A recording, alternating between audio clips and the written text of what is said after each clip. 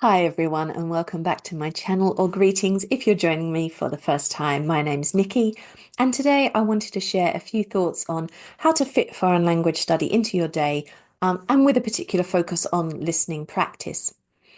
So if, like me, you have a day job, trying to fit in study time for languages is difficult. And the more languages you study, the harder it is, as I can attest, since I have 9 on the go. As well as working, I also have a house to look after, cleaning to do, and I'm sure many of you are the same.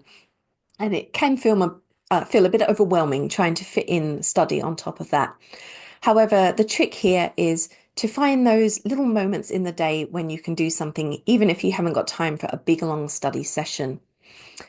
So for me personally, I have a couple of days a week when I can actually sit down and really seriously do some study. But the rest of the time, I'm fitting in as and when I can. I commute to my job, so I have a sort of 30 to 40-minute ride on the bus there and back on all the days I'm working at the office in the city.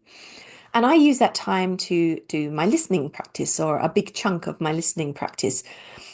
There's a few advantages to this. One of them, it's very easy to do on the bus during a commute, just to pop your headphones in with your phone and have a listen.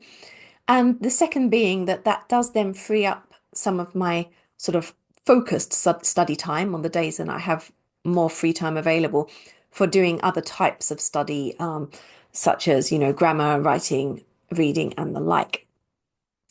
Now, when I'm on the bus, I listen in a few ways, mostly to podcasts.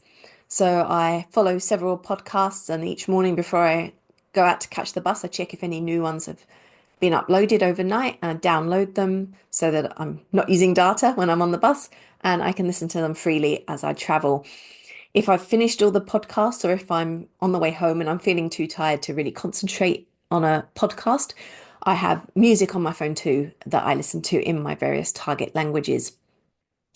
Now, I actually can't read on the bus. I can't read in a moving vehicle. A plane is pretty much the only exception I've found so far. But I find it makes me feel a bit sick to read while I'm moving, which is why I concentrate on listening. But if that doesn't affect you, commuting time is also a really great time for doing some reading if you need to fit some of that in, or if you're using some of the sort of gamified apps such as Duolingo and the like. That's a great time on a commute to do those too. Listening is a little bit more versatile because you can also do it while you're doing the cleaning. If you put your headphones in while you're going out for the shops to do your groceries, while you're going on a walk to get your exercise. There are so many options for fitting listening in that it really is the best skill for those stolen moments of study time. So, as I said, I listen with podcasts. Now, mostly when I'm doing this listening practice, I am just passively listening because I'm not in a position to make notes and things like that. I do tend to listen mostly that way, but when I'm on my key study times, if there's something I particularly want to go back to, that I think, oh, there's some really useful stuff in there I'd like to study more, then I can re-listen and sit and take those notes as well. In terms of finding other time during your day, I mean, obviously, as I said, you can use those gamified apps.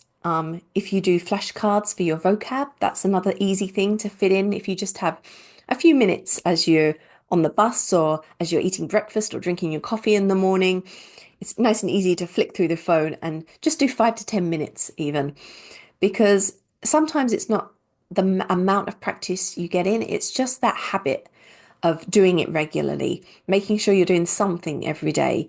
It doesn't matter if it's not 10 hours a day, even just 10 minutes, but as a regular habit is going to help improve your language skills like tenfold.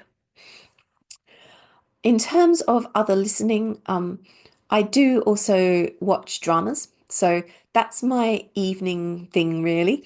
I have dinner. I watch a couple of episodes of a drama before I go to bed to do my reading. That's my sort of native language reading, not my target language reading at the end of the day before sleep. Now, again, watching dramas is something you can fit in if you enjoy watching a bit of TV as you eat dinner anyway. That's another way to get a bit of listening practice in.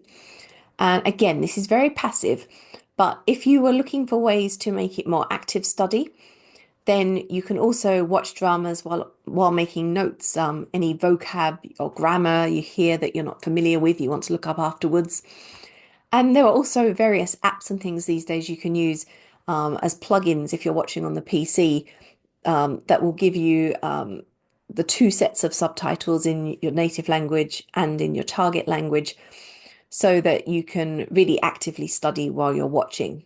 But those are two very different styles of listening and watching, depending on what time you have and what works best for you, really.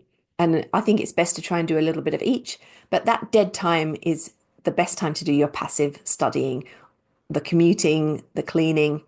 That's when you can get in those stolen minutes that you might not think you have otherwise in the day. It's always possible to find a bit of time, even if it is while you're on the bus, while you're drinking your coffee. You can always fit in at least 5 to 10 minutes, even if it's not a big study session. So I hope that's of help, and I will be back again next month with another vlog. Bye for now, everyone.